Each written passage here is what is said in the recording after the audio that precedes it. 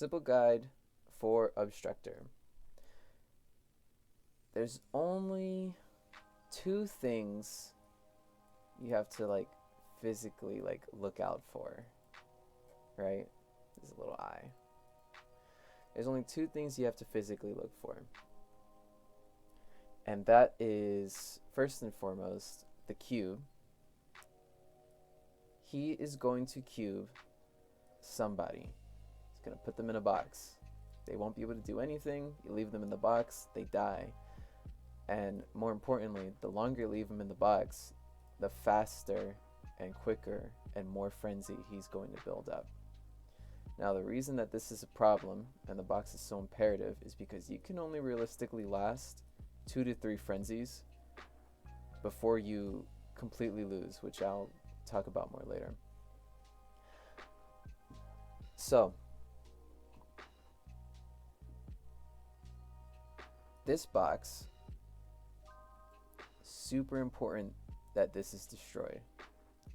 You don't want to wander off too much, because let's say you're taking cover from the boss, blah blah blah. You hide behind this wall, feels really safe. Boom, you get boxed. Your team is over here. He instantly frenzies because nobody can get to you. This box isn't getting destroyed. It's not going to be destroyed. He's going to frenzy guaranteed, and you can only last 2 to 3 of those.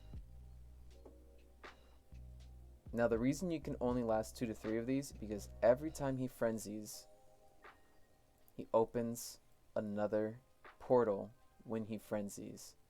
Now, for those that don't know, or do not know, when he frenzies, he makes these portals that shoot these orbs. Now, if the orbs touch him, that's bad, right? That's bad. It's going to kill you. This is his white mechanic.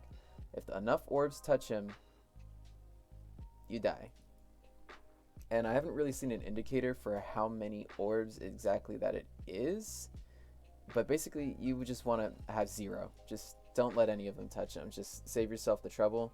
Don't let any orbs touch him. Now back to this. The reason that you want to be careful about your positioning is because every time he frenzies, a new portal will open. And once you get to about 4 portals, you're pretty much done for. You guys are not going to be able to destroy all those orbs unless you're running like a team of 4 high range, high durability bunnies.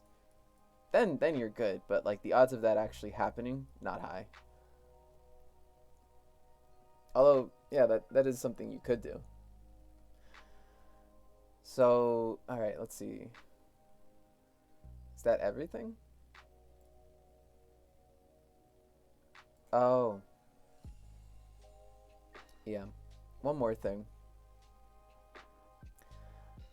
You're gonna get to the end of his frenzy. You're gonna destroy all the orbs. And this is an important indicator because the thing is, after he frenzies, each time he will box someone. He will. At the beginning of this fight, it's kind of random. It's I think it has to do with his health, right? He gets to a certain amount of health and he's like, alright, I'm gonna box somebody. Someone's getting boxed. Now, after each frenzy, he will box somebody. He will. It's guaranteed, always happens. You want the least amount of frenzy possible. It's kind of best to group somewhere.